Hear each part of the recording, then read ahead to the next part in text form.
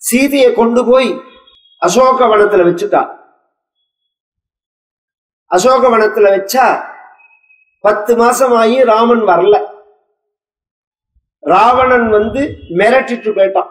2 மாசம் தான் உனக்கு டைம் தருவேன், என் இஷ்டத்துக்கு நீ இணங்கலன்னா உன்னை நான் நிர்பந்தப்படுத்துவேன், இல்லைன்னா கொன்னுடுவேன் அப்படின்னு சொல்லிட்டு போறான். அன்றைய தினம் ராத்திரி சீதை உயிரை விடணும்னு முயற்சி பண்ணும் போது ஒரு 5-10 நிமிஷம் அழுதுட்டு அப்புறம் உயிரை விடுறதுக்கு இவ முயற்சி பண்றான். அப்ப அழும்போது சொல்றான் ஒரு வார்த்தை, எனக்கு உன்னை தவிர இன்னொருத்தரையே தெரியாதே ராமா, இன்னொரு தெய்வமே தெரியாது. அனன்ய தெய்வத்வமியம் க்ஷமாச்ச பூமௌச்ச சய்யா நியமஸ்ச தர்மே மத்யுவ்ரதாத்வம் விஃலம் மமேதம் கிருதம் கிருதக்னேஷ்விவமானுஷான. அனன்ய தெய்வத்வம்,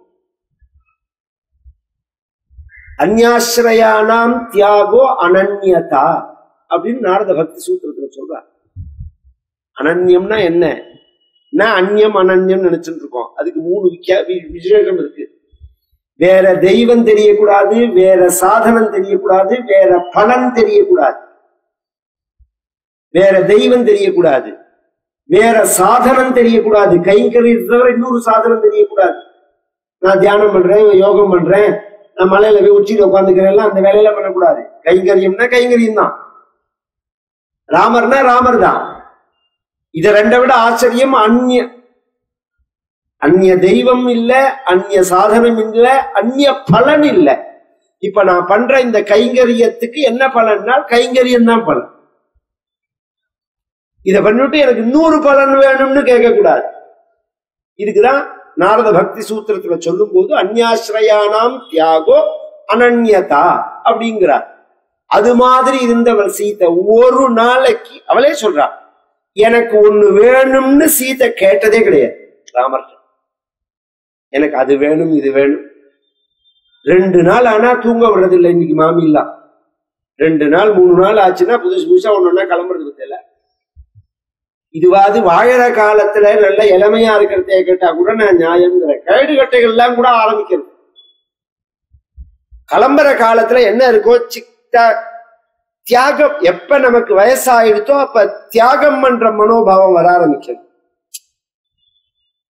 10 வேஷ்டினா அதை 2 வேஷ்டியா பண்ணிக்கணும், 10 சட்டைனா 2 சட்டையா பண்ணிக்கணும். இது எவ்வளவுக்கு எவ்வளவு குறைச்சுன்னு வரமோ அவ்வளவுக்கு எவ்வளோ அபிமான தியாகம் ஆறதுனால விட்டுட்டு போறதே வருத்தம் இருக்காது. நீங்க நிறைய சேர்த்துட்டு எல்லாம் பிரச்சனை வரும். அதனாலதான் சிம்பிளா வாழணும்னு நினைப்பா. வயசான ஒண்ணு ஒரு வானப்பிரஸ்த ஆசிரமமே அந்த அபியாசம், அப்புறம்தான் சன்னியாசத்துக்கு போறது. அந்த அபியாசத்தை காமிக்கிறதுக்கு தான் வானப்பிரஸ்த ஆசிரமமே. சீதை வாழ்நாள் முழுக்க அப்படி இருந்தவள். ராவணனால ஒரு கஷ்டம் வந்த போது சொல்றாள், உன்னை தவிர எனக்கு வேற தெய்வம் தெரியாது, எந்த தெய்வத்துக்கிட்ட போய் நான் முறையிடுவேன் அப்படின்னு. இத கூட ஒத்துக்கலாம். ராமரே கொண்டு காட்டுல விடுறார். சீதை கர்ப்பவதியா இருக்கிறதே பின்னாடி ஒரு காரணத்துக்காக லட்சுமணனை விட்டு காட்டுல கொண்டு விடணும் அப்படின்னு சொல்லும் போது ராமோ தெய்வதமிதி அனன்ய சரணாம் நித்யானுரக்தாம் சதீம் பாபோயம் விபினே விஸ்ருத்ய பகவன் பிராப்தோஸ்மியஹம் லக்ஷ்மணः. உத்தர சம்பூல சொல்றார், ராமோ தெய்வதமிதி, ராமனையே தெய்வமா நான் நினைச்சேனே, ராமன் கொண்டு போய் என்னை காட்டுல விட்டுட்டானே. 3 நிலையில சீதையினுடைய பக்தியை காண்பிக்கிறார். இதத்தான் உயர்ந்த மகான்கள்லாம் பின்பற்றினர். சீதை மாதிரி பக்தி இருக்கணும், சீதை மாதிரி பக்தி இருக்கணும் அப்படின்னு. இந்த ராமபத்ர தீட்சிதர் திருவிசநல்லூர்ல இருந்தாருன்னு சொல்லுவாரோ. அம்பாளுக்கு எப்படி நவாவரண பூஜையோ அது மாதிரி ராமபிரானுக்கு தசாவரண பூஜை முறை வச்சிருக்காரு. தசாவரண யந்திரம் போட்டு தசாவரண முறையில பூஜை பண்றது ராம பக்தி கல்பலதான்னு பேர். அபூர்வமான ஒரு புஸ்தகம். இந்த பிரிண்ட்ல உண்டு ஒரு காலத்துல, அது இப்ப இருக்கான்னு தெரியல எனக்கு. எங்களுடைய மேல உள்ள வாழ்க்கை இருக்கு. அதுல என்ன ஆச்சரியம்னா, பானத்துக்கு அஷ்டோத்திரம் உண்டு, தனுஷுக்கு அஷ்டோத்திரம் உண்டு, சஹஸ்ரநாமம் உண்டு, கதைக்கு உண்டு, லட்சுமணனுக்கு தனியா உண்டு, பரதனுக்கு தனியா உண்டு, சத்ருக்னனுக்கு தனியா உண்டு, விபீஷணனுக்கு தனியா உண்டு, சீதைக்கு தனியா உண்டு, ஆஞ்சநேயருக்கு உண்டு. இப்படி தனியா எல்லாருக்குமே பூஜா கிரமங்கள் தனித்தனியாவே இருக்குமா. அப்படி அவர் ராமபக்தியோட இருந்தவர். ராமபத்ர தீட்சிதர்னு பேரு. ஒரு ஆச்சரியம் என்னன்னா, அபய தீட்சிதர்னு இருந்தார் பத்தில, அவருடைய தம்பி பேரன் நீலகண்ட தீட்சிதர்னு பேர். அந்த நீலகண்ட தீட்சிதரோட மாப்பிள, நீலகண்ட தீட்சிதரோட மாப்பிள. இவெல்லாம் காவிய கர்த்தாக்கள். நீலகண்ட விஜயம்னு ஒரு காவியம் பண்ணியிருக்கார். 1000 ஸ்லோகம். ஆச்சரியமா. ராமபத்ர தீட்சிதர் தென்னிந்தியாவிலேயே நாடகம்னு யாருமே பண்ணினது கிடையாது. காவியங்கள் பண்ணியிருக்கா. நாடகங்கள் வட இந்தியாவில் உள்ள கவிகள் தான் பண்ணியிருக்கா. அந்த குறைய நிவர்த்தி பண்ணி ஜானகி பரிணயம்னு ஒரு நாடகம் பண்றாரு. அதுலதான் கிந்தேயம் கிமிதேயம் இத்யவிதுரம் தம் தேகி நாம் இஷ்டதம் இத்தியாதி ஸ்லோகங்கள்லாம். அந்த ராமபத்ர தீட்சிதருக்கு வயத்து வலி உண்டு. வயத்து வலி வந்தா பொதுவா நம்ம ஊர்ல ஒரு கஷ்டம்னு வந்தா பாக்குறவாள்லாம் ஒரு யோஜனை சொல்லுவோம். வெந்நீரை குடியும்பா, சுக்கு வெள்ளத்தை குடியும்பா, விளக்கண்ணியை தடவிக்கோம்பா, உப்புளிப்பன் சுவாமிக்கு வேண்டிக்கோம்பா, வைத்தீஸ்வர சுவாமிக்கு வேண்டிக்கோ அப்படின்னு சொல்லுவா. அது மாதிரி எல்லாரும் சொன்னார். அவர் ஒரே வார்த்தை சொன்னார், எல்லாம் நீங்க சொல்றதெல்லாம் சத்தியம், ஆனா என் ராமனை தவிர நான் இன்னொரு கோவிலுக்கும் போக மாட்டேன், இன்னொரு சுவாமிகிட்டையும் வேண்டிக்க மாட்டேன். ஏன்? வைத்தீஸ்வரன் கோவிலுக்கு வேண்டினா பயத்தவள்ளி போயிடும் வாஸ்தவம். ஆனா என் ராமனால போக்க முடியாத வயத்து வழிய வைத்தியநாதர் போக்கணும்னு எனக்கு அவசியம் இல்லைன்னு. இப்படி சொன்னா உங்களுக்கு புரியாது. ராமருக்கு போக்குற சக்தி உண்டு. ஒரு கால் இல்லைன்னே வச்சுக்கோங்க. உங்களுடைய இஷ்ட தெய்வத்துக்கு அந்த சக்தி இல்லைன்னே வச்சுக்கோங்க. ஆத்துக்காரருக்கு 1000 ரூபாய்க்கு பட்டுக்கூட வாங்கி கொடுக்கறதுக்கு சக்தி இல்லைங்கிறதுக்காக அடுத்த ஆத்மா மாட்டு கேட்டுருவாள. எங்க ஆத்துக்காருக்கு அந்த சக்தி இல்லமாமா, நீங்க வாங்கி கொடுக்கணும்னு ஒரு மானியான பொண்ணா இருந்தா கேட்பலா? அது மாதிரி மானியான பக்தனா இருந்தா இன்னொரு தெய்வத்துக்கிட்ட கை நீட்டுவிட மாட்டான். இன்னொரு தெய்வத்துக்கிட்ட கை, எல்லா தெய்வத்தையும் எல்லா கோவிலுக்கும் போகலாம், எல்லா தெய்வத்தையும் பூஜை பண்ணலாம், எல்லா தெய்வத்துக்கும் மரியாதை செலுத்தலாம். இஷ்ட நிஷ்டைங்கிறது ஒரு தெய்வதான். மற்றொரு தெய்வம் தன்னை உண்டு என நினைந்து என் பெம்மான் கற்றில்லாதவரை கண்டால் அம்மனா மஞ்சுமாரே. மணிவாச்சகர் சொல்றார் இந்த பாவத்தை. அப்படி ஒரு பக்தி சீதைக்கு. அவளோட சேர்ந்து பகவான் பூஜை பண்றான். அயோத்தி முழுக்க நாளைக்குன்னு சொல்றதுனால ஷார்ட் பீரியட். இன்னைக்குதான் அதெல்லாம் கஷ்டம். இன்னைக்கு சௌக்கியம்னு நினைச்சுட்டு இருக்கோம், இன்னைக்குதான் கஷ்டம். சாமாருக்கு வேலைக்கு ஆள் கிடையாது இன்னைக்கு. அன்னைக்கு எப்படின்னா வேலைக்கு நெரிசா ஆள். உதாரணம், வெள்ளிக்கிழமை பொன் பார்த்து திங்கக்கிழமை எனக்கு கல்யாணம். வெள்ளிக்கிழமை, ஏன்னா ஆனி மாசம் கடைசி முகூர்த்தம் உத்தராயணத்துல பண்ணணுங்கிறதுக்காக, தட்சிணாயணத்துல பண்ணக்கூடாதுங்கிறதுக்காக 3 நாள்ல நீங்க எப்படி பண்ணுவேலோ அத்தனை ஏற்பாடு எங்க அப்பா பண்ண. தெரு அடைச்சு பந்தல் போட்டு டெக்கரேஷன் பண்ணி மெட்ராஸுக்கு ஒரே நைட்ல எங்க அண்ணா ஜெயகிருஷ்ணதீஸ்வரர் போய் அத்தனை பேருக்குள்ள பட்டுப்புடவை வேஷ்டி எல்லாம் ஒரே நாள்ல வாங்கிட்டு வந்து, அதை விட ஆச்சரியம் என்னன்னா இதெல்லாம் கூட நடக்கும். ஒரே நாள்ல நம்ம வீடியார்னு திருவாரூர்ல ஒரு செட்டியார் இருக்கா, எங்க ஆத்துக்கு அவர் தான் கைராசியா பண்றவர். ஒரே நாள்ல திருமங்கல்யமும் கொடியும் பண்ணி கொடுத்தாரு. ஒரே நாள். ரெடிமேடா அந்த காலத்துல எல்லாம் இப்ப கிடைக்கிற மாதிரி கிடைக்காது. நடக்கும்.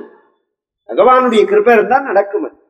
அது மாதிரி ஏற்பாடு. ஒரே நாள்ல அயோத்தி முழுக்க வாழை மரம் கட்டி, தோரணம் கட்டி, நல்ல விளக்கு கட்டி, கொலைகள்லாம் கட்டி, தெளிச்சு நீர் தெளிச்சு, ஜனங்கள்லாம் புத்தாடை உடுத்திட்டு தெரு முழுக்க சஞ்சாரம் பண்றான். இந்த உற்சவங்கள்லாம் வந்துருக்குன்னா கிராமங்கள்ல எல்லாம் பார்த்தாதான் தெரியுமா. அது தன்னாத்து ஒரு கல்யாணம் மாதிரி நினைப்பா ஜனங்கள் சுவாமியோட உற்சவத்தை. அதுக்கு உதாரணம் சொல்றேன். இன்னைக்கும் மதுரையில இந்த சித்திர திருவிழா நடக்கிறது பத்தியில 10 பேர் எனக்கு போன் பண்ணுவான். சித்திரை திருவிழாவும் போது எல்லா சொந்தக்கார அத்தனை பேருக்கு அந்த ஊருக்காரா போன் பண்ணிடுவா, திருவிழா நடக்கிறது வாங்குவோம், திருவிழா நடக்கிறது வாங்குவோம் அப்படின்னு. அது மாதிரி 10 பேர் எனக்கு போன் பண்ணுவா, சாமி திருவிழா நடக்கிறது வந்துருங்க அப்படின்னு. ஏன்னா அதை ஒரு தன் வீட்டு கல்யாணம் மாதிரி. இது இன்னைக்கே நாம இப்படி இருக்கமே, பிரத்யக்ஷமா ராமனோட பழகின ஜனங்கள் எப்படி அனுபவிச்சிருப்பாள். தெரு ஜனங்கள் முழுக்க கொண்டாடுறார். ஏன்னா அத்தனை பேர்த்தையும் ராமர் அப்படி பழகியிருக்கார். ஒரு சின்ன குழந்தையா இருந்தா கூட ராமபிரா இப்படி போறதேவே அப்படி தட்டி கொடுத்து கண்ணத்தை கிள்ளி ராஜா பயலே அப்படிம்பார். அதெல்லாம் ஒரு ஒரு பெரிய ஆச்சரியமான ஒரு விஷயம். இப்படி நம்ம நடந்து போறதே ஒரு செடி பூச்செடி இருக்குன்னு வச்சுக்கோங்களேன், அப்படி இடது கையால கூட அப்படி லேசா வருடி சமத்து குட்டிகள் அப்படின்னு சொல்லிட்டு போனேன்னா அதுக்கு தெரியுங்கிறது சாஸ்திரம். இதை வெங்காள தேசத்துல ரிசர்ச்ல இசிஜி வச்சு அதை கண்டுபிடிச்ச முதல்ல நோபல் பரிசு வாங்கின விஞ்ஞானி பெங்காலி விஞ்ஞானி தான். செடிகளுக்கு அந்த அன்பையும் பயத்தையும் உணர்ற சக்தி உண்டு.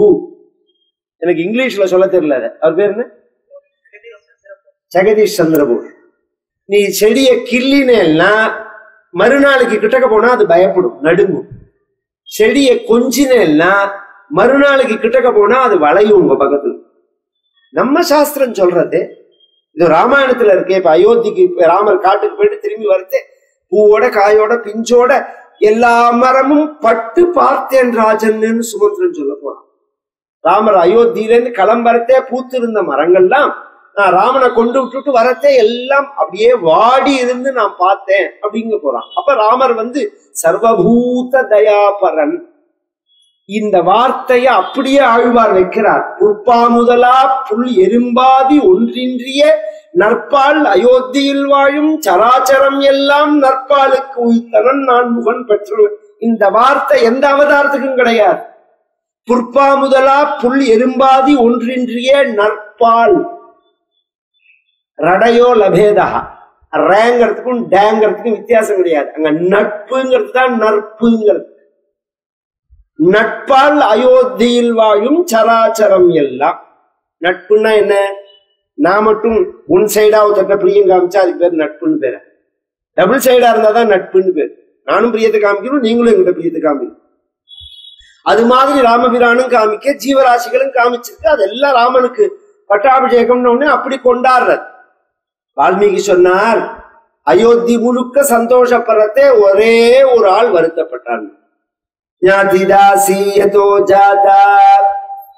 கைகேயாஸ்து சகோஷிதா பிரசாதம் சந்திரசங்காசம் அருரோஹ யதிருச்சயா. கைகேயோட வேலை செய்பவள், கைகேயி வீட்டுல வேலை செய்பவள், மாசாந்திர கூலிக்கு அப்பாயின்மெண்ட் பண்ணினவனா இல்ல. கைகேயாஸ்து சகோஷிதா, பிறந்தாத்திலேருந்தே பிறந்தாத்து சீரா வந்தவள். இன்னைக்கு மிக்சி கிரைண்டர் எல்லாம் வாங்கி கொடுக்குற மாதிரி அந்த காலத்துல வேலை செய்யறவாள் எல்லாம் கூட அனுப்புவா.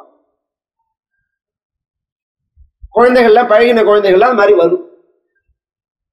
கேகய தேசத்திலேயே கைகையோட பிறந்து விளையாடினவள், கைகைக்கு கைங்கரியம் பண்றவள்.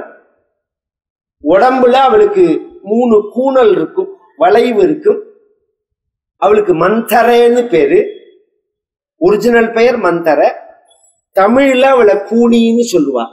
கம்பர் தான் அதை ஆரம்பிச்சு வச்சது, கூனி அப்படின்னு. இவள் அப்பா யார் அம்மா யார் அப்படிங்கும் போது யதோஜாதா, பிறந்து வளர்ந்தவள் அப்படின்னா அப்படி சொல்ல முடியாது. ஏன்னா ராமாயணத்துல பிரதான கேரக்டர் இவள். இவ இல்லைன்னா இதோட பட்டாபிஷேகம் ஆயிருக்கும். நான் இன்னைக்கே சொல்லிட்டு கிளம்ப வேண்டியதான். இதுக்கப்புறம் இன்னும் ஒரு 5 வருஷம் நான் ராமாயணம் சொல்றதுக்கு காரணமே இவதான். அடுத்து ஆரண்ய காண்டம் இருக்கு, அடுத்தது கிஷ்கிந்தா காண்டம் இருக்கு, அப்புறம் சுந்தர காண்டம் இருக்கு, அதுக்கப்புறம் யுத்த காண்டம் இருக்கு, அப்புறம் பட்டாபிஷேகம் இருக்கு. இத்தனையும் சொல்லணும்னா இவதான் காரணம். அப்ப முக்கியமான இந்த கேரக்டரை இன்னார்னு தெரியாதுன்னு வால்மீகி சொல்ல முடியுமா, சொல்லலாமா அப்படின்னா அதுக்கு 2 காரணம். சில பேருக்கு வால்மீகியை பிடிக்காது. பேசிக்காவே. அதனால அவளை பத்தி சொல்றதுக்கு வால்மீகிக்கு இஷ்டம் இல்லை. இஷ்டம் இல்லைங்கிறதுக்காக சொல்லாம இருக்க முடியுமா? 4 நாள் நியூஸ் பேப்பர்காரன் மாதிரி வால்மீகி. அவனுக்கு பிடிச்ச நியூஸா இருந்தா ஃபர்ஸ்ட் பேஜ்ல பார்டர் கட்டி அமக்கலமா வரும். பிடிக்காத நியூஸா இருந்தா 7ஆம் காலத்துல 7வது சைடுல கீழே 4 வரியில போட்டுட்டு போடுவான் ஒரே வார்த்தையில. இன்னைக்கே பாக்குறமே மீடியால எல்லாம். சுதந்திரமா இருந்த காலத்திலேயே அப்படி பண்ணுவா மீடியாக்காரன்னா, இப்ப பந்தப்பட்ட காலத்துல கேட்கவே வேண்டாம். சுதந்திரமா இருக்கிற காலத்திலேயே அவளுக்கு எந்த நியூஸ் பிடிச்சிருக்கோ அதை தான் ஃபர்ஸ்ட் பேஜ்ல போடுவா. வால்மீகி அது மாதிரி உள்ளவர். ஒரு விஷயம். 2வது, உண்மையாவே இவளுக்கு அப்பா அம்மா தெரியாது. ஏன்னா இவள் பூலோகவாசி இல்ல, தேவதைகளால கந்தர்வர்கள்ல ஒரு ஸ்திரீ. இவளை தேவதைகள் அனுப்பிச்சு வச்சிருக்காள் ராம பட்டாபிஷேகத்தை நிறுத்தறதுக்காகவே. அதனாலையும் தேவ ரகசியம்ங்கிறதுனால எதோ சாத்தா கைகையாஸ்து சகோஷிதா பிராசாதம்னா மாடி. இவ சந்திரசங்காசம் சந்தியா காலத்துல இவ மாடிக்கு ஏறுறா. இவ ஜென்மால இவ மாடி ஏறினது கிடையாது. ஏன்னா இவளுக்கு உடம்பு நேர்வாகு கிடையாது, வளைஞ்சிருக்கும். இப்படி தவழ்ந்துதான் அவள் நடக்க முடியும். மாடிப்படி ஏறுறதே அப்படி நிமிந்தா அப்படியே மல்டாக்க சாஞ்சிருவன். அதனால அவன் மாடிப்படிக்கு ஏறினதே கிடையாது.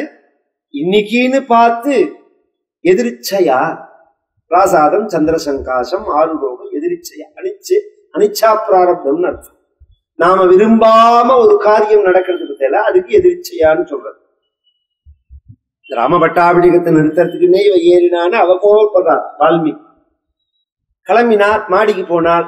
மாடி காம்பவுண்ட் சுவரை பிடிச்சுன்னு பாக்குறார். இதுல இருந்து இன்னொன்னு தெரிஞ்சுக்கலாம். இந்த பிராசாதம்னு சொல்றதுல இருந்து அந்த காலத்துல மாடிங்கிறது இந்த தேசத்துல இருந்து இருக்குன்னு தெரிஞ்சுக்கலாம். இதெல்லாம் உள்ள விஷயம். இதை விட இன்னொன்னு சொல்றேன் நான். வேணி சம்ஹாரம்னு ஒரு நாடகம். அந்த நாடகத்துல ஹஸ்தினாபுர பட்டணத்தை பத்தி வர்ணிக்கும் போது, ஹஸ்தினாபுர பட்டணத்துல உள்ள கட்டடத்துல உள்ள ஜன்னல்கள் வழியா மேகம் பூந்து போகணும். அப்ப அப்படி ஒரு டெக்னாலஜி இருந்திருக்கு. இதுல புதுசா டெக்னாலஜி வயசு நம்மளை தட்டிக்கிறதுக்கு வேல்டுல ஆளே கிடையாது. இன்னி பரியந்தம் தஞ்சாவூர் கோவில் என்ன டெக்னாலஜியில கட்டினான்னு எவனாலையுமே கண்டுபிடிக்க முடியும். அவன் இஷ்டத்துக்கு என்னமோ சொல்லிட்டு இருக்கானே தவிர, இது என்ன லெவல்ல கட்டினா, சில பேர் வள்ளத்துல இருந்து ஆரம்பிச்சாங்கிறா, சில பேர் புதுக்கோட்டையில இருந்து ஆரம்பிச்சா சாரத்தை கட்டினாங்கிறா. ஏதோ யோஜனையை சொல்ல வேண்டியதானே. உண்மை என்னன்னு கன்ஃபார்ம் பண்ண முடியல. இதை எப்படி தூக்கி வச்சா, எப்படி நிறுத்தினா, ஒரு சாதாரண கட்டடங்கள் எல்லாமே 60 வயசு 80 வயசு ஆயுசு ஆடி வருதுன்னு பாக்குறோம் நாம. அப்படி இருக்கிறத இது இத்தனை 1000 வருஷம் தாண்டி அப்படியே நிக்கிறது. இது எப்படி நிக்கிறது அப்படின்னா, அப்படி ஒரு டெக்னாலஜி ஒரு காலத்துல இருந்திருக்கு. ஆனா அவர்கள்லாம் என்ன பண்ணினார்கள்னா, இது மாதிரி உயர்ந்த விஷயங்களை அறிவாகட்டும் அர்த்தமாகட்டும் எல்லாத்தையும் ஈஸ்வர சமர்ப்பணமா பண்ணினார்களே தவிர சுவார்த்தமா பண்ணது. இப்படி ஒரு ராஜ விருகதீஸ்வரர் கோவிலை கட்டின ராஜராஜ சோழனோட வீட்டை கட்டின்னு இருக்கலாமே. ஆகும் இந்த வீடு கட்டின்னு இருக்கலாமே. இன்னைக்கும் வெளிநாடு எல்லாம் போனா 300 வருஷம் 400 வருஷம் ராஜா இருந்த வீடுன்னு காமிக்கிறானே. 1100 வருஷம் ஆ போறதே. தன் வீட்டை கட்டின்னு இருக்கலாமே. தான் அப்படி இருக்கணும்னு அவன் நினைக்கல. தெய்வத்துக்கு அப்படி பண்ணணும்னு நினைச்சார்கள். அதனால அவன் வாழ்ந்தது ராஜராஜ சோழனோட ராஜ்ய காலமே 13 வருஷம். யாராவது சொன்னா நம்ப முடியுமா? 13 வருஷம். 13 வருஷத்துக்குள்ள கொட்டிட்டு போயிட்டான்.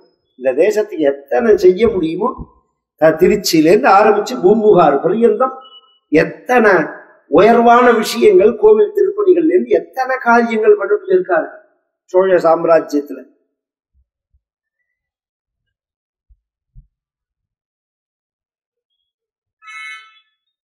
இவள் மாடி ஏறி பார்க்கிறார். அயோத்தியே திருவிழாவா இருக்கு. அதை விட அதுவே பரபரக்கிறது மனசு. பொதுவாகவே வம்பு கூட.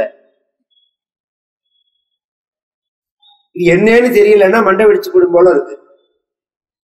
இதை விட பெரிய வயத்தரச்சல் என்னன்னா, பக்கத்து வீடு கௌசல்யோட வீடு, அவளுக்கு ஒரு வேலைக்காரி இருக்கா. அவ பட்டுப்புடவை கட்டிட்டு நகை கட்டிட்டு அவ வாசல்ல வந்திருக்கான்னு உடனே இவளுக்கு ஆத்திரம் தாங்கல்ல. இப்ப என்னடி என்ன விசேஷம்? அவ தையில் நிறைய தாம்பாளத்துல சந்தனம் வெத்தலைபாக்கு குங்குமம் புஷ்பம் இதெல்லாம் வச்சு ஊர் அழைக்கிறான். அந்த காலத்துல எல்லாம் ஊர் அழைக்கிறதுன்னு ஒரு பழக்கம் உண்டு. யாருக்கா தெரியுமா? அது கல்யாணம் கார்த்தின்னா கல்யாணத்துக்கு அழைக்கிறது மட்டும் இல்ல, ஒவ்வொரு வேலை சாப்பாட்டுக்கும் போய் கூப்பிடணும். அந்தந்த வேலைக்கு கூப்பிட்டாதான் வருவா. அதுவும் என்ன, ப்ராப்பரான ஆள் கூப்பிடணும். யாராவது ஒரு குழந்தைய விட்டு கூப்பிட்டா நண்டு சின்னெல்லாம் கூப்பிட்டா நாங்க வரமாட்டோம்பா. ப்ராப்பரான ஆள் போய் சாப்பிட, மாமா இலை போட்டாச்சு வாங்கன்னு ஒவ்வொருத்தராமா சொல்லிட்டு போவா. அப்படி ஒரு உறவை விரும்பின காலம். வந்தல்ல, வந்தா சந்தோஷம், வரலைன்னா அதை விட சந்தோஷம் தான்.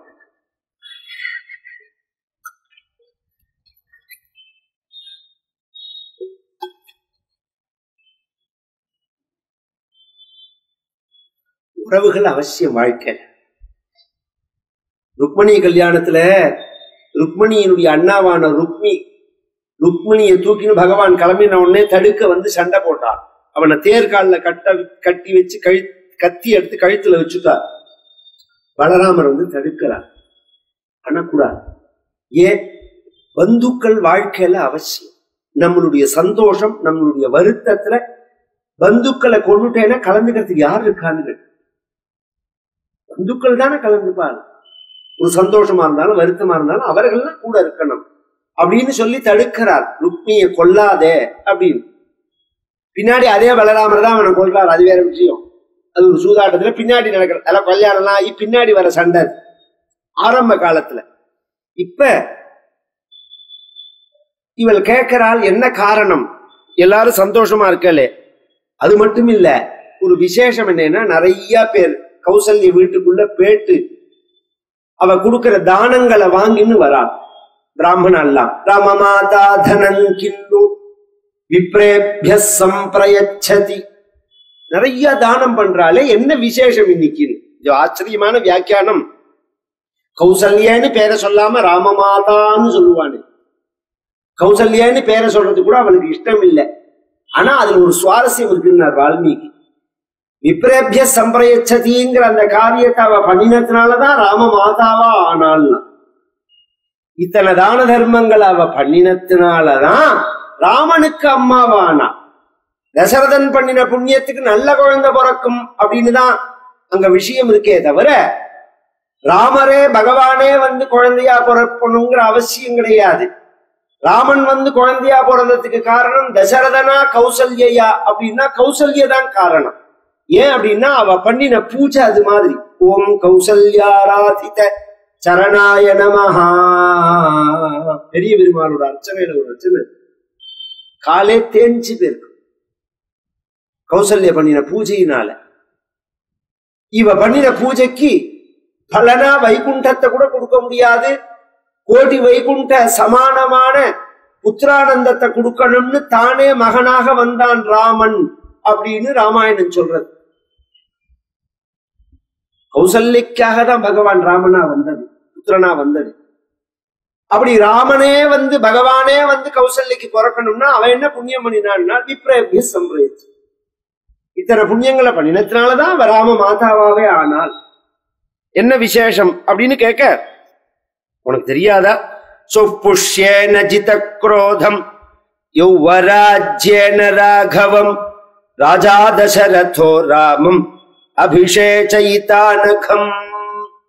நாளைக்கு கோபத்தை ஜெயிச்ச, கவனிச்சு கேட்கணும். இங்க சில பேர்லாம் கூனி போறதே பின்னாடி கல்ல விட்டு அடிச்சா ராமர், அந்த கோபத்தை மனசுல வச்சுன்னு பட்டாபிஷத்தை கேட்டான்னு புதுசு புதுசா அந்த ராமாயணத்துக்கு சம்பந்தம் இல்லாத ரிலேட்டட் இல்லாத கதையெல்லாம் கொண்டு மிக்ஸ் பண்ணுவா. இதுல இந்த இந்த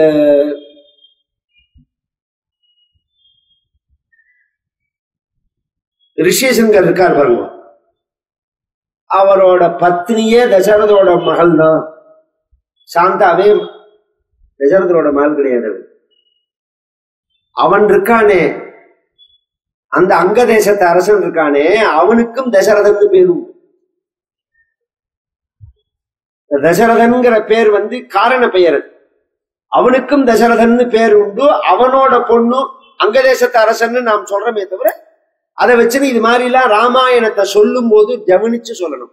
வால்மீகி சொன்னார்னா வால்மீகி சொன்னார்னு சொல்லணும். இப்ப நான் சொல்றதே பவபூதி சொன்னான்னா பவபூதி சொன்னான், போஜன் சொன்னான்னா போஜன் சொன்னான், கம்மன் சொன்னான்னா கம்மன் சொன்னான்னு சொன்னாதான் ஜனங்களுக்கு குழப்பம் இல்லாம இருக்கும். நான் மொத்தமா சொல்லிட்டு போனோம்னா கேட்கிற ஜனங்கள் அவர் தீட்சிதரே சொல்றார் வால்மீகி ராமாயணத்திலேயே அப்படி இருக்கு அப்படின்னு இதை பிரமாணமா எடுத்துட்டுருவா. நாளைக்கு பிரமாணமா வால்மீகி ராமாயணத்துல இல்லாத விஷயத்த இன்னும் கொஞ்சம் விசேஷார்த்தமா இருந்ததுன்னா அதை யார் சொன்னாலும் அவர்கள் பேரை சொல்லிட்டு போகணும். ராமருக்கு சபரி பழம் கொடுத்தாள்னு இருக்கு, பின்னாடி கடிச்சு பார்த்து கொடுத்தாள்னு கிடையாது ராமாயணத்துல. 2 காரணத்துக்காக சொல்றேன்.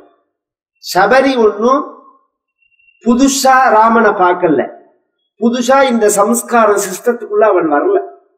இப்ப வெளிநாட்டுக்கார ஒருத்தர் வந்தான்னா மரியாதை இருக்கும், ஆச்சாரம் தெரியாதவாள். நம்ம ஒரு பதார்த்தத்தை கொடுத்தா இடதுக்கு யாழ எடுப்பா, இடதுக்கு யாழ கடிச்சு சாப்பிடுவா. இந்த இலையில எல்லாம் போறதே பார்த்தா இடதுக்கு யாழ பாப்பலாம், அதை கடிச்சுட்டே வலதுக்கு யாழ சாப்பிடுவான். அவனுக்கு அது தெரியாது.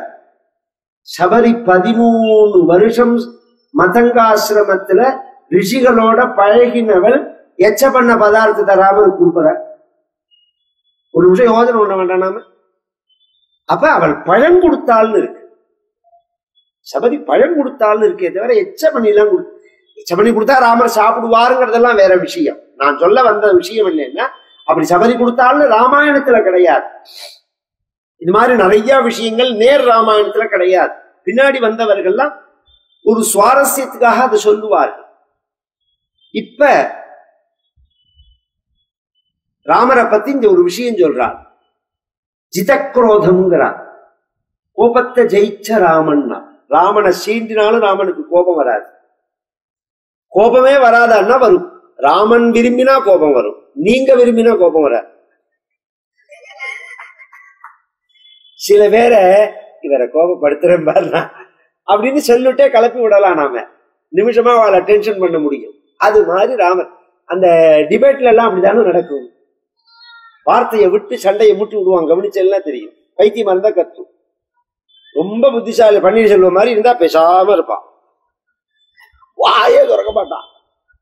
நீங்க என்ன கேட்டாலும் பதிலே சொல்ல மாட்டான். ஏன்னா அப்படிலாம் சண்டையை கலப்பி விட முடியாது.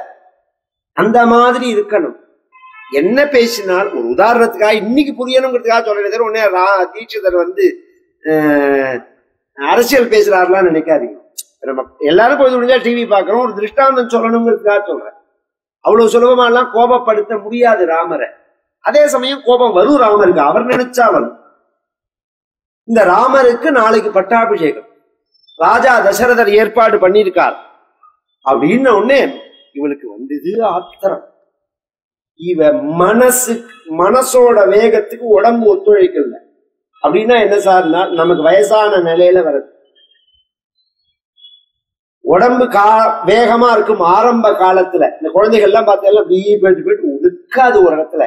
மனசுல ஒண்ணுமே இருக்காது. அதுக்கு மனசுல மனசு வளர்ச்சி அடையாம விஷய கிரகணம் அப்பதான் ஆரம்பிக்கிறது. உடம்பு மட்டும் வேகமா இருக்கு. வளர வளர மனசோட வேகமும் உடம்போட வேகமும் ஈக்குவலா இருக்கும். யோகாபியாசம் பிராணாயாமம் இத்தியாதி ஜபதபங்கள்லாம் பண்ணி அந்த மனசை நம்ம கட்டுப்பாடுக்குள்ள அந்த சமயத்துல ஒரு 40 வயசுக்குள்ள கொண்டு வரலன்னா அப்புறம் மனசோட வேகம் ஜாஸ்தியா போயிடும், உடம்போட வேகம் டவுன் ஆக ஆரம்பிக்கும். அப்ப என்ன ஆகும் அப்படின்னு சொன்னா, நாம நினைச்சது நடக்கல, நாம நினைச்சத நம்மளாலேயே செய்ய முடியல அப்படின்னா ஆத்திரமா எல்லாரு மேலேயும் எரிஞ்சு விடுவான், கோவப்படுவான். வயசானவாள்லாம் பார்த்தேன்னா அந்த காலத்துல சாந்தமா இருக்கும், பேசாம இருக்கும், தேவையில்லாம பேசக்கூட மாட்டேன். ஏதாவது கேட்டாதான் ஒரு வார்த்தை 2 வார்த்தை பதில் வருமே தவிர அனாவசியமா பேச்சு கூட வராது. இத்தனைக்கும் ஆச்சரியம் என்னன்னா, இப்பெல்லாம் கூட அவளுக்கு ஒரு டிவி போட்டு கொடுத்து பொழுதுபோக்கு ரூம்ல வச்சுருவான். அந்த காலத்துல அது மாதிரிலாம் கூட வழி கிடையாது. அவ பாட்டுக்கு ஜெபம் பண்ணிட்டு இருப்பா. சாயங்காலம் இருந்தா கோவிலுக்கு நடந்து போறது கூட சக்தி இருக்காது. வாசல்ல சேர போட்டு பெருமாளுக்கு எப்ப ஆரத்தி ஆறுதுன்னு பார்த்துட்டு இருப்பா.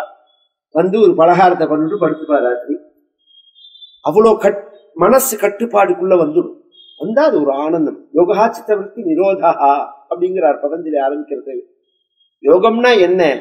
யோகம்னா சேர்க்கைன்னு நாம நினைச்சுட்டு இருக்க போனோம். அது ஒரு அர்த்தமாக இருந்தாலும் பதஞ்சலி சொல்ற அர்த்தம் அது இல்ல. சித்தவருத்தி நிரோதா, இந்த மனசோட அலைபாயிற தன்மை இருக்க அதை கண்ட்ரோல் பண்றதுக்கு தான் யோகம்னு பேர். இவளுக்கு பறக்கிறது மனசு. இந்த க்ஷணம் போய் இந்த நிமிஷமே போய் கைகேயிட்ட சொல்லணும்னு. அந்த வேகத்துக்கு அவ வந்தான்னா மாடிப்படியில 10 உருளல் உருண்டுருவள். அதனால மெதுவா புடிச்சு இறங்கி வரா. இறங்கி வந்தா சாயங்காலம் 6 மணி சமயம். இது கைகேயி நன்னா ட்ரெஸ் பண்ணிட்டு, அந்த காலத்துல எல்லாம் சந்தியா கால சமயத்திலேயே நம்ம ஆத்மா அம்மா எல்லாம் பார்த்தாலே மூஞ்சி இளம்பிட்டு நெத்தி இட்டுன்னு தலைவாரி மூஞ்சி இளம்பி நெத்தி இட்டுக்கோன்னு சொல்லுவா, சந்தியா காலம் ஆயிடுத்துன்னு. இதெல்லாம் நம்ம சம்பிரதாயம். சந்தியா காலம் ஆச்சுன்னா ஸ்திரீகள் அலங்காரம் பண்ணிப்பார்கள். கார்த்தால ஒரு அலங்காரம் பண்ணிப்பார்கள், சந்தியா காலத்துல அலங்காரம் பண்ணிப்பார்கள். அது மாதிரி இவள் அலங்காரம் பண்ணிட்டு இருக்கா. ராஜாவா இருக்க ராணியா இருக்கிறதுனால ஒரு சோஃபா, ஒரு திவான் மாதிரி இருக்கு. அதுல அப்படி மேலாக படுத்துட்டதாகவும் இல்லாம உட்கார்ந்துதாகவும் இல்லாம உய்யாரமா சார்ந்து இருக்கா. அவளை பார்த்து இந்த வேலை செய்யறவ சொல்றா, உத்திஷ்டமூடே கிம் சேஷே பயந்த்வாமபிவர்த்ததே உபப்ளுதமகௌகேன நாத்மானமவபுத்யசே. உத்திஷ்டமூடே கிம் சேஷே, முட்டாளே படுத்துட்டு இருக்கே ஏந்துடுறீன்னா. பயந்த்வாம் அபிவர்த்தது, பெரிய ஆபத்து வந்துட்டு இருக்கு, நம்ம உய்யாரமா படுத்துட்டு இருக்க, முட்டாளே எழுந்துருன்னா. இது 2-3 விஷயம் கவனிக்கணும். ஒன்னும் அவ ராணி, இவ வேலைக்காரி. ஒரு ராணியை பார்த்து ஒரு வேலை செய்பவள் முட்டாளே எழுந்துருன்னு சொல்ல முடியுமா அப்படின்னா, இவ சொல்ற அளவுக்கு அவ பழகிருக்கா. பிரியம் வேற பழக்கம் வேற. ஒரு ஆபீஸ் அட்மினிஸ்ட்ரேஷன்லாம் இருக்கு பத்தியில, அதுலயே நாம பிரியத்தை காமிக்கலாம். பழகிறத அந்த கம்பீரம் குறையாம தான் பழகணும். பிரியத்தை காமிக்கிறது வேற. பிரியத்தை காமிக்கிறேங்கிறதுக்காக கட்டின் பெறணும்னு அவசியம் கிடையாது. ஏன்னா நாம அந்த லெவல் தெரியாம நாம பழகினோம்னா அவனுக்கு லெவல் புரியாது. எப்படி பழகணும்னா அவனுக்கு தெரியாது. நல்ல சந்தர்ப்பத்துல மூக்கறுத்து விட்டுருவான் 10 பேருக்கு எய்த்தாப்புல. நிர்பந்தம் வேற வரும். அதுல எல்லாம் அட்மினிஸ்ட்ரேஷன் உட்பட ராமாயணத்துல சொல்றது. அதுக்காக சொல்ல வர பிரியத்தை காமிக்க. அது 100 விஷயமும் சொல்லுவேன். மகாபாரதத்துல ஒரு வேலை செய்வார், ஒரு கிளார்க் பியூன் மாதிரி உள்ளவரை ஒரு ஜிஎம் கூப்பிட்டு சத்தம் போடுற மாதிரி துரியோதனன் சத்தம் போட்டான். அப்ப பீஷ்மர் கூப்பிட்டு சொன்னார், நீ அவனை சத்தமே போடக்கூடாதுங்க, கண்டிக்க கூடாதுங்க. ஏன்னா நீ பிரியத்தை தான் காமிக்கலாமே தவிர நீ நேரடியா கோச்சிக்க கூடாது. அவனை கோச்சிக்கிறதுக்கு நடுப்புல 2 பேர் இருக்கா மாதிரி அவனை புடினா. இவனுக்கு அடுத்தது ஒருத்தனப்பான், அவனுக்கு அடுத்தது ஒருத்தனப்பான், அவனுக்கு அடுத்ததுதான் அவனுக்கு கீழே வரான். இவனை அழுத்துனா, இவன் அழுத்தினா இவன் அடுத்தவனை அழுத்துவான், அவன் அழுத்தவனை அழுத்துவான். அந்த நிர்வாகம் அப்பதான் சரியா வரும். நீ நேர கோச்சிருந்தாலோ நீ நேர பிரியத்தை காமிச்சாலோ அவனுக்கு இவன் கட்டுப்பட மாட்டான். அப்புறம் எனக்கு நேர ஜிஎம்ஏ தெரியுமா. இந்த நிர்வாகம்னு வரத்தே எத்தனையோ நிர்பந்தங்கள் உண்டு. அதுக்காக சொல்ல வரேன். இவ அது மாதிரி சகஜமா பழகினதுனால அவள் சொல்றா. சொன்னத்தை ஒழுங்கா சொன்னாலோன்னா ஆபத்து வந்துருத்துடைய ஏந்திரின்னா என்ன பட்டாபிஷேகம் தானே சொல்லியிருக்கா. இப்படி ஒருத்தர் சொல்லுவாளா அப்படின்னா இதுக்கு 2 காரணம். ஒரு காரணம், சில பேர் எதை சொன்னாலுமே அப்படிதான் சொல்லுவான். சாதாரணமா பேசினா கூட பயமுறுத்துற மாதிரி. ஆனா முத நாளே சொன்னது இல்ல, மாமா அப்படின்மா. என்னடா ஒரு டம்ளர் தூத்த கொடுப்போமா, பலார்னு அறையலாம் போல இருக்கும். மாமான்னு கூட்டத்தை பார்த்தா என்னமோ பெருசா ஆபத்தை சொல்ல போறான்னு தோணும். ஒரு டம்ளர் தூத்த கொடுப்போம்னா அது மாதிரி இவ பேசுறவ. கைகைக்கு இன்னொரு, இப்ப இவ்வளவு தூரம் சொல்றதே அவ அலட்டிக்கவே இல்லை. இன்னொரு காரணம் என்னன்னா, உலகத்தாள்ற சக்கரவர்த்தி கணவன், சக்கரவர்த்திக்கு சமானமான துல்லியமானவன் புத்திரன், ராமன் புத்திரன். அப்படி இருக்கிறதே நமக்கு எங்க இந்த ஆபத்து வரும் அப்படின்னு அவள் நினைச்சா. அதனால இவள் இவ்வளவு பெரிய ஆபத்தை சொல்லும் போதும் அவ பயப்படவே இல்லை. அதுக்கு ஒரு திருஷ்டாந்தம் சொல்லுவேன் நான். இந்த சொல்லியிருக்கேன் ஏற்கனவே, இருந்தாலும் சுவாரஸ்யமான விஷயம் அது. கலடக்குறிச்சின்னு ஒரு ஊரு, திருநெல்வேலி ஜில்லால 18 அக்ரஹாரம். அந்த ஊர்ல எங்க தாத்தா அனந்தராம தீட்சிதர் கதைக்கு போனார். அவருக்கு ஒரு சிஷ்யர். அந்த சிஷ்யருக்கு ஒரு சின்ன கட்டி வந்துருச்சு உடம்புல. கட்டி வந்த உடனே அது ஒரு 2 மாச கதை. அந்த ஊர்ல டாக்டர், அந்த ஊர்ல ஸ்கூல் ஹெட் மாஸ்டருக்கு சுந்தரமையர்னு பேரு. இன்னைக்கு அங்க உள்ளவாளுக்கு தெரியும். அந்த ஸ்கூல் ஹை ஸ்கூல் ஹெட் மாஸ்டருக்கு சுந்தரமையர்னு பேரு. அவர் தாத்தாட்ட ரொம்ப பக்தி உள்ளவர். அவர் சொன்னார், இது ஒன்றும் சின்ன விஷயம் தீஷ்வால், நான் டாக்டர் ஆக்ஷன் போயிட்டு வரேன். டாக்டர்கிட்ட காமிச்சா அவர் சொன்னார், ஒரு வேலை வாங்குவோ வந்து அந்த இடத்த சர்ஜரி பண்ணி நான் வந்து பிளாஸ்திரி போட்டு அனுப்பிச்சுடுறேன், ஒரு 2 மணி நேரம் ஆகும். அந்த காலம், இந்த காலத்துல மறந்தா ஊர்ல உள்ள இசிஜி எடு, டெக்ஸ்ட் எடு, எம்ஆர்ஐ ஸ்கேன் எடும்பா. அவர் இது ஒரு சின்ன வெப்ப கட்டி மாதிரி இதை ரிமூவ் பண்ணி கொடுத்துடுறேன்னா, தாத்தாட்ட சொன்ன உடனே தாத்தா பயந்தா. ஆபரேஷன் சொல்றாரு. அதெல்லாம் ஒண்ணும் இல்லை தீக்ஷுவால், சின்ன ஆபரேஷன் தான், மயக்க ஊசி தான் போடுவா, மயக்க மருந்தெல்லாம் கூட கொடுக்க மாட்டா, அது மாதிரி ஆபரேஷன் தான். எனக்கு பயமா இருக்கு சுந்தரமையர். தாத்தா பயந்தாங்குடிய, தாத்தா அனந்தராம் கிருஷ்ணர் இருக்காரு, சில விதத்துல பயந்தாங்குடி. அவர் வாழ்நாள்ல பிளைட்லயே ஏறினது கிடையாது. பிளைட், எங்க தாத்தா நாராயண தீட்சர் கொட்டாப்பி மாதிரி அவர், அவ்வளவு குண்டனா தைரியமா இருப்பார். அவர் எங்க போனாலும் பிளைட்ல தான் போவார். எங்க அனந்தராம தீட்சர் தாத்தா பிளைட்டே ஏறினது கிடையாது, பயம் அவருக்கு பேசிக்காவே. இது மாதிரி அவருக்கு உடம்புன்னு ரொம்ப பயந்து போயிட்டார். நம்ம என்ன நம்பி அனுப்பிச்சிருக்கா குழந்தையா, அப்பா அம்மாக்கு நம்ம பதில் சொல்லி ஆகணும் அப்படின்னு. அதெல்லாம் நீங்க கவலைப்படாது. நீங்க நான் என்ன பண்றேன்னா, நான் 9 மணிக்கு அழிச்சுன்னு போய் 12 மணிக்குள்ள எல்லாம் முடிஞ்சிடும், ஒரு 1 மணி நேரம் வச்சுட்டு அனுப்புறேன். தாத்தா சொன்னா, நான் 11 மணிக்கு சாப்பிடுவேன், நான் சாப்பிடல, நீங்க அதெல்லாம் முடிஞ்சு உங்க பையன் யார்த்தையாவது ஸ்கூல் பையன்ட்டு ஒரு மெசேஜ் சொல்லி அனுப்புவோம், எல்லாம் நல்லபடி ஆச்சுன்னு சொல்லி அப்புறம் தான் நான் சாப்பிடுவேன் அப்படின்னு ஒண்ணு. சரின்னுட்டா வாசல்ல உட்காந்து தாத்தா ஜபம் பண்ணி இருக்கார். திண்ணையில 11:30 மணிக்கு ஒரு பையன் வந்தான், சைக்கிள்ல குரங்கு பிடல் போட்டு அங்கேருந்து வந்து சைக்கிளை ஓரமா வச்சான். திண்ணையில உட்காந்துக்கிற எங்க தாத்தாட்ட வந்து மாமா அப்படின்னா, என்னடா இந்த அனந்தராம தீட்சிதர் நீங்க தானே அப்படின்னா, என்ன விஷயம், நீங்க தானே, என்ன விஷயம், ஆமான்னு சொல்லுங்க. அப்புறம் இந்த காத்தவராயன் கையில ஆமான்னு சொன்னாதான் அடுத்த வார்த்தையே வரும். அது மாதிரி நீங்க ஆமான்னு சொல்லுனாதான் நான் அடுத்த வார்த்தை சொல்லுவேங்கிறாங்க. ஆமா, உங்களுக்கு ஒரு சிஷ்யன் இருந்தானோன்னு பூத காலத்துக்கு போயிட்டாங்க. இப்ப என்னடா என்ன விஷயம் சொல்லுன்னா, அவனுக்கு கூட கையில இருந்தானா இல்லையா அதை சொல்லுங்க அடுத்தது. ஆமா, அவருக்கு கையில கட்டி வந்ததோனோ. நான் சொல்றதெல்லாம் ரொம்ப குறைச்சலாம் சொல்றேன், நாகரிகத்துக்கு கறி. இப்ப என்னடா கட்டி வந்ததா இல்லையா? ஆமாண்டா, அதுக்கு ஆபரேஷன் அழிச்சு போனாலும் இவருக்கு வேலை அதுக்குள்ள தாத்தாக்கு வேர்த்து கொட்ட ஆரம்பிச்சு. இப்ப என்ன விஷயம் சொல்லு, முழுசா சொல்லுன்னா. அவர் முழிச்சு விட்டார், தாகமா இருக்கு, ஆஸ்பத்திரி டம்ளர்ல குடிக்க மாட்டேன், ஆத்துல எது ஒரு டம்ளர் வாங்கிட்டு வான்னு சொன்னார்.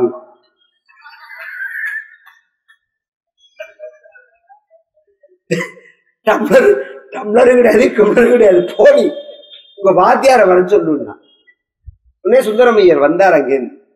என்ன விஷயம்னா, அவன் மெசேஜ் சொல்லி அனுப்புறதுக்கு உங்களுக்கு நல்ல பையன் கிடைக்கலையா, ஒரு 5 நிமிஷத்துக்குள்ள என்ன எமலோகத்துக்கு அழிச்சுன்னு போயிட்டு வந்துட்டான், இருந்தானோங்கிறான், ஆபரேஷன் ஆச்சோனுங்கிறான், மேல இவன் என்ன நல்லதை சொல்ல போறானா கெட்டதை சொல்ல போறானா அதுவே புரியல எனக்கு. ஒரு புத்திசாலியா ஒருத்தன் அனுப்ப மாட்டேல, இப்படியா ஒரு அசடை அனுப்புவேன்னா அதுக்கு அவர் சொன்ன பதில் தான் ரொம்ப சூப்பரான பதில். எங்க ஸ்கூல்லயே அவன் தான் ஃபர்ஸ்ட் இருந்தார். அவர் அந்த லெவல்ல தான் நம்ம தமிழ்நாடு இருக்கு இப்பயும்.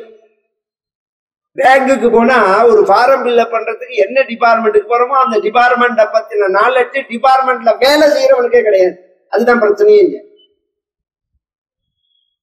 அந்த டிபார்ட்மெண்ட்டை பத்தின நாலேஜ் இப்படி ஒண்ணு இருக்கான்னு நம்மள கேட்கலாம். அவன் என்ன தலையில இழுத்து அப்புறம் இந்த நாடு எங்க உருப்பிடிஞ்சிடும். எவனுக்கு வேணாலும் வேலை கொடுத்து தொலைச்சிட்டு போ, தகுதி உள்ளவனுக்கு கொடுக்க வேண்டாமா, இல்ல தகுதியாவது வளர்க்க வேண்டாமா? அதை பத்தின எந்த டிபார்ட்மெண்ட்ல வேலை செய்யறானோ அதை பத்தின அறிவு வேண்டாமா அவனுக்கு? இப்படி எல்லாம் சொல்ற, இது மாதிரி சொல்றவன் இந்த கூனிங்கிறதுனால ஒன்னும் பெருசா பயப்படல. சொல்லுன்னா உங்ககிட்ட ரொம்ப பிரியமா உங்க ஆத்துக்காரர் இருக்கிற மாதிரி இருந்துட்டு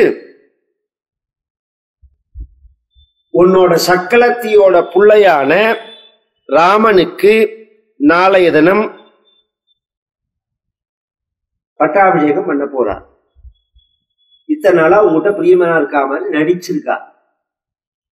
அப்படின்னு உடனே ஆபத்துன்னு சொன்ன போது எழுந்திருக்காத கைகேயி நாளைக்கு ராமனுக்கு பட்டாபிஷேகம் அப்படின்னு சொன்ன உடனே குதிச்சு அப்படி துள்ளி குதிச்சுன்னு எழுந்துட்டு தன் கழுத்தை குனிஞ்சு பார்க்கிறார். இருக்கிறதுக்குள்ள ராஜாக்களும் இந்த இமிடேஷன் நகை எல்லாம் கிடையாது, ஒரிஜினல் எல்லாம் வைரம் வைடூரியம் முத்து இது மாதிரி. ஏகம் ஆபரணம் தஸ்யை உஜ்ஜாயை பிரததௌ சுபம்னா இருக்கிறதுக்குள்ள விலை மதிப்பற்றதான ஒரு ஆபரணம், ஒரு மாலை எடுத்து இஞ்ச மந்தர கழுத்துல போட்டாலும் வால்மீகி சொல்லல, குஜ்ஜாயின்னா ஆத்திரம் இருக்கு. மாலை போட்டுக்கிறதுக்கு ஒரு கழுத்து வேண்டாமா சொல்லுங்க? எவனுக்கு எந்த பட்டம், எவனுக்கு எந்த தகுதி, எவனுக்கு எந்த பதவின்னு தெரியாம இன்னைக்கு போற மாதிரி இருக்கு. இவ கழுத்துல கொண்டு இந்த கூணி கழுத்துல கொண்டு அந்த மாலையை போடுறான். ஏக்கம் ஆபரணம் பசி குஜ்ஜாயி உண்டு முரடோட அது படிய கூட இல்லை. வாங்க ஆஞ்சநேய சுவாமியே வாங்க. முண்டு முரடோட அது படிய கூட இல்லை. அவன் என்ன பண்ணினான்னா உடனே அந்த மாலையை அறுத்து போட்டான். ஏன்னா இவ சந்தோஷத்தை வெளிப்படுத்துறா. நாம இந்த மாலையை அக்செப்ட் பண்ணிட்டோம்னா அவளோட சந்தோஷத்துல நாமும் பங்கு கொண்ட மாதிரி ஆகும். அப்புறம் நம்மளோட ஸ்பீடு குறைஞ்சு போயிடும். நாம அதை ஏத்துக்கலன்னு காமிக்கணும்னு ரிஜெக்ட் பண்ணினான். அவ ரிஜெக்ட் பண்ணினது எங்க தாத்தா சொல்லுவார், வடகுடி தாத்தா, அவ மேல தப்பு இல்ல, எல்லாம் எல்லா இடத்துலயும் தங்காது. ஒண்ணு நமக்கு வரணும்னா நமக்கு ஒரு யோகம் இருக்கணும். இந்த சால கிராமம், வளம்புரி சங்கம், நல் முத்துக்கள், ரத்தனங்கள் இத்தியாதி சில சோபனமான திரவியங்கள் இருக்கு. இத நாம வச்சிருந்தா நம்ம மாத்துல சுபிக்ஷம் வரும்னு நாம நினைக்கிறோம் பத்தியில, அது ரொம்ப முட்டாள்தனம். நாம வச்சுக்கணும்னு நினைச்சதுனால அது தங்காது. அது எங்க இருக்கணும்னு தீர்மானம் பண்றதோ அங்கதான் இருக்கும். அது நான் நிறைய அனுபவிச்சிருக்கேன். 900 வருஷம் முன்னாடி பூஜை பண்ணினா ஒரு ஸ்படிக லிங்கம். ஒரு 100 வருஷம் முன்னாடி யாரோ அந்த பரம்பரையில உள்ளவா எங்களால பூஜை பண்ண முடியாதுன்னு அதை விட்டுட்டு அது எங்கேயோ போய் பெங்களூர்ல போய் ஒரு சாமியார் ஆசிரமத்துக்கு போய் அந்த சாமியார் வைஷ்ணவர். அவர் இந்த ஆசிரமத்துல இதை வச்சுக்க முடியாது, இதை என்ன பண்ணலாம் அப்படின்னு கேட்க,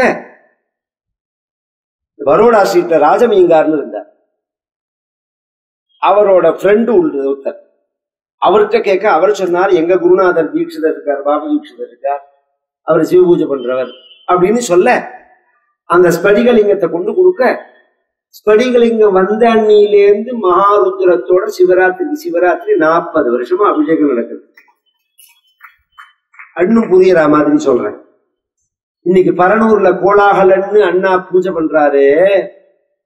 அந்த சுவாமி இந்த பெரிய கடத்துல உள்ள ஒரு செட்டியாரோட பழைய பாத்திரத்துல கடந்த சுவாமியம், பழைய பாத்திரத்துல இருந்தவர் அந்த கிருஷ்ணர். இந்த வழியா பெரிய கடத்துல வழியா அண்ணா போறதே பகவான் கூப்பிடுறான், நான் இங்க இருக்கேன் வா அப்படின்னு சொல்லி. இது மாதிரி கடைக்கடையா ஏறி என்னென்ன இருக்குன்னு பாக்குறவர் இல்ல அண்ணா. அன்னைக்கு பார்த்துட்டு நேர போய் அந்த சுவாமி மேல கை வைக்கிறார். செட்டியார்கிட்ட சொல்றார், இந்த கிருஷ்ணன் எனக்கு வேணும்னு. செட்டியார் 15 ரூபான்னா. அண்ணாட்ட பணமே கிடையாது, 5 ரூபா பணம் கிடையாது. நான் நாளைக்கு பணம் ஏற்பாடு பண்ணிட்டு நாளைக்குன்னு சொல்ல, பணத்தை ஏற்பாடு பண்ணிட்டு நான் அந்த சுவாமியை வாங்கிக்கிறேன் அப்படின்னு சொல்ல, அண்ணா மெட்ராஸ்ல உள்ள ஃப்ரெண்டுக்கு ஒரு லெட்டர் போடுறார். எந்தூர் சுவாமி உங்களுக்குன்னு கேட்டுக்காரு அந்த செட்டியார். சேங்கனூர் அப்படின்னா மறுநாள் கார்த்தால அந்த செட்டியார் சேங்கனூருக்கு வந்துட்டார். சின்ன கிராமம் தானே, அண்ணாவை தேடுறது ரொம்ப ஈஸி. வந்தா திண்ணையில உட்கார்ந்து இருக்கிறத ஜெபம் பண்ணிருக்கிறத செட்டியார் இறங்குறார். வெத்தலை பாக்கு பழம் புஷ்பத்தோட இந்த கிருஷ்ணரை வச்சு நமஸ்காரம் பண்றார். நானும் பணம் ரெடி பண்ணல, நான் போட்டிருக்கேன், கார்டு போட்டிருக்கேன், இனிமேதான் வரணும், நீங்களே தேடி வந்ததுக்கு என்ன காரணம் அப்படின்னு உடனே இந்த செட்டியார் சொன்னார், ராத்திரி முழுக்க என்ன கிருஷ்ணன் தூங்க விடல, ராத்திரி முழுக்க என்ன கிருஷ்ணன் தூங்க விடல, என்னை கொண்டு போய் அவர்கிட்ட விடுன்னு என்னை புடிங்கி எடுக்கிறார். சுவாமி, நான் அவர்கிட்ட பணம் கேட்டது தப்பு சுவாமி, என்னை மன்னிச்சுக்கோ அப்படின்னு சொல்லிட்டு அந்த கிருஷ்ணரை கொண்டு விட்டுட்டு போனார். இது கதை. பழைய பாத்திரத்துல இருந்த கிருஷ்ணர் இன்னைக்கு எனக்கு தெரிஞ்ச அண்ணா காலத்திலேயே 1000 ஏகாதசிக்கு 1000 ராமாயண பாராயணம் பண்ணி பட்டாபிஷேகம் பண்ணி அந்த 1000வது ராமாயண பாராயணத்தோட விழாவை மெட்ராஸ் ரசிகரஞ்சனி சபால பண்ணினான். அதுக்கப்புறம் எவ்வளவோ ஆயிடும். எத்தனை உற்சவம், எத்தனை விவகாரம். அவ்வளவு தூரம் வேண்டாம். நம்ம பெரிய பெருமாள் எடுத்துக்கணும். 43 வருஷம் காட்டுல இருந்தார், சஞ்சாரம் பண்ணி இருந்தவர். 17 வருஷம் திருப்பதியில ஒரு குன்றுல காட்டுல பூஜை பண்ணப்பட்டவர். இன்னைக்கு எப்படி இருக்கார்? அதனால நீங்க கோவிலை தூக்கி வைக்கிறதாவோ, நீங்க கோவிலை கொண்டாடுறதாவோ, நீங்க கோவிலுக்கு செய்யறதாவோ நினைச்சு அதனாலதான் கோவில் உயர்வுன்னு நினைச்சா உங்களுக்கு முட்டாள்தனம். அது உங்களுக்கு பகவான் அந்த பாக்கியத்தை கொடுத்திருக்கான்னு. நீ இல்லைன்னா எவனோ வருவான் செய்யறது. பகவான் தீர்மானம் பண்ணிட்டா தன்னை பிரகடனப்படுத்திப்பர். ஏன்னா இதெல்லாம் சைத்தன்யமானது. அது எங்க தங்கணும்னு தீர்மானம் பண்றதோ அங்கதான் அது தங்கும். நாம நினைச்சதுக்காக வச்சுக்க முடியாது. இவ அழுத்து போட்டுட்டாத. எதுக்கடி அறுத்து போட்டேன்னா, நான் என்ன உன் புள்ள பரதனுக்கு பட்டாபிஷேகம்னு சொன்னேன்னா, உன் சக்கலத்தி புள்ள ராமனுக்கு பட்டாபிஷேகம்னு சொல்றேன். என்னமோ எனக்கு கிஃப்ட் கொடுக்குற நீ. அதுக்கு கைகை சொன்னால் என்னமோ பிரிச்சு பேசுற நீ. ராமேவா பரதே வாஹம் விசேஷம் நோபலக்ஷய. என்னமோ ராமன் வேற பரதன் வேற அப்படிங்கிற மாதிரி ஏன் பிரிச்சு பேசுற? எனக்கு ராமனுக்கும் பரதனுக்கும் ஏதாவது வித்தியாசம் தெரிஞ்சாதானே நான் இத பண்றதுக்கு. இன்னும் சொல்ல போனா பரதனை காட்டிலும் ராமன்ட்ட எனக்கு அத்தனை பிரியம். வைத்தியமணி வெளுத்ததெல்லாம் பாலா. நீ ராமன்ட்ட பிரியம்னு சொல்றிய, ராமன் உங்ககிட்ட பிரியமா இருக்கான். நான் அதே பிரியத்தோடு தான் இருக்கான். அப்புறம் என்ன? இவன் ரொம்ப கெட்டிக்கார். ஏன்னா இந்த பட்டாபிஷேகத்தை கலைக்கணுங்கிறதுக்காகவே ட்ரைனிங் கொடுத்து அனுப்பப்பட்டவன். அதை ஞாபகம் வச்சுக்கணும். சில பேரை சில காரியத்துக்காகவே இறக்கி விடும் சில தேசங்கள். அவன் என்னத்துக்கு வந்திருக்கான் என்னன்னு தெரியாது. பாக்கிறதுக்கு ஆஷாட பூஜை மாதிரி சுவாமியார் வேஷத்துல கூட வருவான். உள்ள வந்து பெருசா குண்டை வச்சுட்டு போடுவான். அது மாதிரி ட்ரைனிங் கொடுத்து பட்டாபிஷேகத்தை நிறுத்தணுங்கிறதுக்காகவே அனுப்பப்பட்டவளா இருக்கிறதுனால இவள்கிட்ட இனி ராமனை பத்தி சொன்னா எடுபடாதுன்னு புரிஞ்சுட்டான். நேர் ராமனை பத்தி சொல்லி இவ மனசை மாத்த முடியாது. வேற எந்த ரீதியில இவ மனசை கலைக்கலாம் அப்படின்னு யோசனை பண்ணி, நீ ராமன்கிட்ட பிரிய வச்சிருக்கியே, ராமனும் உங்ககிட்ட பிரிய வச்சிருக்கானா? வச்சிருக்கான். நாளைக்கு பட்டாபிஷேகம் ஆச்சுன்னா ராமன் யாருக்கு முதல்ல நமஸ்காரம் பண்ணுவான்? எனக்கு தான் பண்ணுவான். என்ன நீ அப்படியே மனப்பால் குடிச்சுன்னு அவ அம்மா கௌசல்யக்கு தான் பண்ணுவான். ஃபர்ஸ்ட் நமஸ்காரம் உனக்கு பண்ண மாட்டான். பண்ணட்டும், அவ பெத்த தாயார் அவதானே. நான் என்ன சொல்ல வரேன்னே உனக்கு புரியலையா? இது அரசியல். இது 1000 விஷயம் யோசனை பண்ணணும். நான் என்ன சொல்ல வரேன்னு உனக்கு புரியறதா இல்லையா? கைகை என்ன சொல்ல வரேன்னா, இப்ப ராமன் உங்ககிட்ட பிரியமா இருக்கிறதோ உன்னை மதிக்கிறதோ காரணம் ராஜா தசரதர். தசரதர் தான் ராஜா. ராஜாங்கத்துல ஒரு காரியம் நடக்கணும்னா தசரதர் ஆர்டர் போட்டாதான் நடக்கும். தசரதருக்கு பிரியமானவள் நீ. இப்ப கவர்மெண்ட்லயே 3 சேனல் 4 சேனல்லாம் இருக்கு பத்தியில. அந்த சேனல் வழியா போனா அந்த காரியத்தை சாதிச்சுக்கலாம்னு சொல்றா பத்தியில. அந்தந்த கவர்மெண்ட் எடுத்து அந்த சேனல் மாறுறது பாருங்க. அது மாதிரி இப்ப இருக்கிற கவர்மெண்ட் தசரதனுக்கு பிரியமானவள் நீ. உன்னை பிடிச்சா காரியம் நடக்கும் அப்படிங்கிறதுக்காக ராமன் உங்ககிட்ட பிரியமா இருக்கான். நாளைக்கு ராமனே ராஜாவாயிட்டான்னா இந்த பிரியத்தை கண்டினியூ பண்ண மாட்டான் கூட. ஒண்ணும் அதை விட பிரச்சனையை சொல்றேன். நீ நினைச்சதெல்லாம் இப்ப நடக்கிறது பத்தியா, நாளைக்கு நடக்காது. ஏன்னா நாளைக்கு ராமன் ராஜாவாயிட்டான்னா அதிகாரம் முழுக்க ஐஏஎஸ் முழுக்க பூங்கத்தை தூக்கின்னு கௌசல்ய விட்டு வாசலுக்கு போடுவான். அப்புறம் அவ சொல்றதுதான் நடக்கும், நீ சொல்றது எதுவும் நடக்காது. அது மட்டும் இல்ல, அதுக்கப்புறம் உனக்கு ஒரு சின்ன காரியம் ஆகணும்னாலும் கௌசல்யாட்ட கையை கட்டி நிற்கணும். உன் புள்ள பரதன் ராமனுக்கு வேலைக்காரனா நிற்கணும். நீ கௌசல்யக்கு வேலைக்காரி மாதிரி நிற்கணும். ஆயுஷ் முழுக்க இது ஒண்ணு 5 வருஷத்துல மாறுற விஷயம் இல்ல. இப்ப மாறி போச்சுன்னா ஆயுஷ் முழுக்க இப்படிதான் இருக்கும். இன்னைக்கு நீ இந்த இதை மிஸ் பண்ணிட்டேன்னா கிழக்க ஜலம் போனப்புறம் மேற்க அணை போட்டு என்னடி பிரயோஜனம்னு கேட்டான். இது எப்பேற்பட்ட வாசனம் இன்னி வரைக்கும் சொல்லிட்டு இருக்கோம். ஆனா அணையே கட்டல. அதான் சுவாரஸ்யம். எத்தனை ஆறுகள் இப்ப வரத்தே நினைச்ச தமிழ வளர்க்கறேன்னு அரசலாறு ஆறுன்னு ஒரு போர்டு வச்சிருக்கான் அந்த பைபாஸ்ல. அரசன் ஆறுன்னு தான் பேர். அது இந்த ஆறுகள் எல்லாமே எடுத்தா மூடி கொண்டான், குடம் உருட்டி, அரசன் அப்படின்னு பெயர் தான். அதுக்கப்புறம் தான் ஆறு. அரசன் ஆறு, அரசல் ஆறு ஒரே வார்த்தையிலேயே எழுதி முடிக்கணும் அந்த போர்டை. அரசலாறு ஆறுன்னு போட்டிருக்கான். எவ்வளவு தமிழ் ஞானம் அந்த லட்சணத்துல இருக்கு. அது ஒரு விடுங்கோ. இந்த அணை கட்டுறதெல்லாம் இருக்கு பாருங்க. எப்ப கட்டினானு இந்த காவேரி முழுக்க ஒரு 5 கிலோமீட்டருக்கு ஒரு தடவை அத்தனை ஆத்துலயும் ஒரு தடுப்பணையை கட்டி இருந்தா ஒத்தர் வீட்டுல ஜலம் இன்னைக்கு டிடிஎஸ் 1100 தமிழ் தஞ்சாவூர் ஜில்லால வாட்டர் லெவல்ல. உங்களுக்கு டிடிஎஸ்னா என்னன்னு புரியுமா? அந்த ஜலத்துல மேல ஆட மாதிரி முதக்கிறது பாருங்க, ஒரு அமிலம், அதுக்கு டிடிஎஸ் பேரு. அது 100க்குள்ளதான் இருக்கணும் நாம் குடிக்கிற ஜலத்துல. ஏன் மாறி போயிடுதுன்னா அந்த மணலை முழுக்க அள்ளி தண்ணி தேங்க விடாம பண்ணி, இதே மழை பெஞ்சதுன்னா நல்ல ஜலமா மாறும். அது இதெல்லாம் யாரு, அதை பத்தி யார் நினைக்கிறா, யார் வருத்தப்படுறா? யாரோ ஒருத்தர் 2 பேர் சொன்னா அவளுக்கு என்ன புரியறதா? கிழக்க ஜலம் போனப்புறம் மேற்க அணை போடுறதுன்னு சொல்றா இவ கூனி. உனக்கு புத்தி வேண்டாமா? நாளைக்கு இதை பத்தி யோசனை என்ன பண்ணேன்னா காரியம் நடக்காது. இன்னைக்கு யோசனை பண்ணணும். இன்னைக்கு இந்த பட்டாபிஷேகத்தை நீ தடுத்து நிறுத்தணும். ஏன்? நாளைக்கு கௌசல்யக்கு வேலைக்காரியா போயிடுவேன். உயிரோட என் சக்கலத்துக்கு வேலை செய்வேனான்னு கேட்டா, அப்படி நீ செய்யக்கூடாதுன்னு நினைச்சேன்னா இன்னைக்கே அந்த பட்டாபிஷேகத்தை தடுத்து நிறுத்தணும் அப்படின்னா. அவ கேட்கிறா, ராம பட்டாபிஷேகத்தை தடுத்து நிறுத்தணுமா? நிறுத்தினாதான் இத்தனை நடக்குமா? நிறுத்துறதுக்கு என்ன வழின்னு கேட்டான்.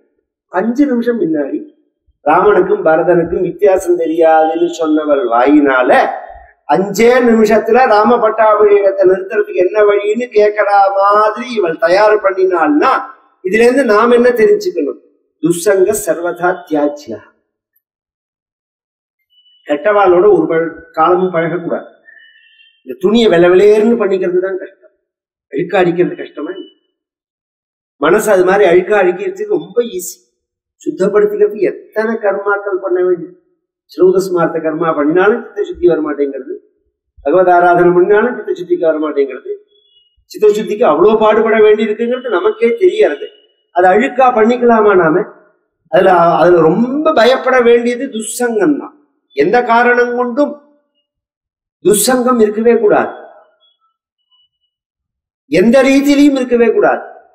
அது என்னைக்குமே ஆபத்துலதான் வந்து முடியும். அது காரியமாகணுங்கிறதுக்காகவாது சில பேர்கிட்ட பழகிற மாதிரி தோணும். இதெல்லாம் அப்படி கூட வச்சுக்க கூடாது. அது ஆபத்துலதான் வந்து முடியும். அது புத்தி கட்டு போயிடும். இவள் சொல்ல, இப்பதான் நீ அஸ்வபதியோட புத்திரியா இருக்கேன்.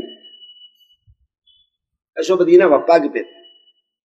அஸ்வபதியோட புத்திரியா இருக்க.